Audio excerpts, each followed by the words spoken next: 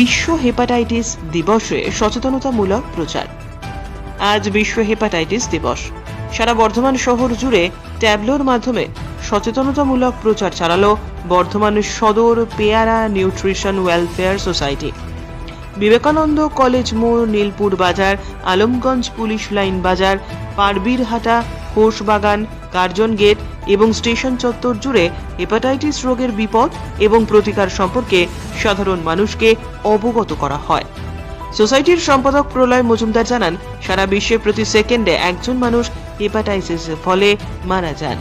ভারতবর্ষে মোট 40 মিলিয়ন মানুষ হেপাটাইটিস বি রোগে এবং 12 মিলিয়ন মানুষ হেপাটাইটিস সি রোগে আক্রান্ত। এছাড়াও আছে হেপাটাইটিস এ এবং হেপাটাইটিস ই এর সংক্রমণ।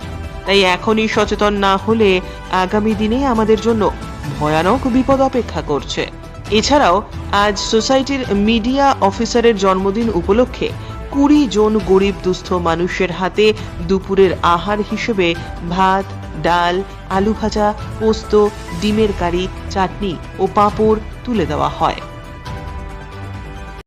আজকে বিশ্ব হেপাটাইটিস দিবস, সেই জন্য আমরা পুরো বর্ধমানবাসীকে হেপাটাইটিস সম্পর্কে সচেতন করতে চাইছি। সেই কারণে আমরা হেপাটাইটিসের উপরে একদম সহজ সরল ভাষায় পোস্টার বানিয়েছি এবং তার সঙ্গে আমরা প্রচার কার্য চালাচ্ছি, মানুষের হাতে লিফলেট দিচ্ছি।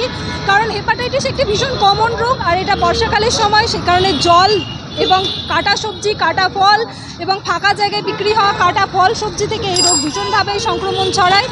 যাতে মানুষ সুস্থ থাকে সেই কারণে আমরা আজকের এই প্রচার কার্য চালাচ্ছি। তার সঙ্গে আমাদের সোসাইটির মিডিয়া অফিসার অঙ্কিতা স্বামীর আজকে জন্মদিন, সেই উপলক্ষে আমাদের মিডিয়া অফিসার 20 জন রিক্সা ভ্যান চালকের হাতে আজকে দুপুরের খাবার তুলে দিচ্ছে। সেই কাজ করতে এখন আমরা কার্জন গেট। তবে আমাদের এই প্রচার কার্য সারা বর্ধমান শহরের প্রত্যেকটা জায়গাতেই চলছে। আপনার নাম এবং পরিচয়? আমার নাম চৈতালি ঘোষ, আমি সোসাইটির অ্যাসিস্ট্যান্ট ট্রেজারার। ধন্যবাদ।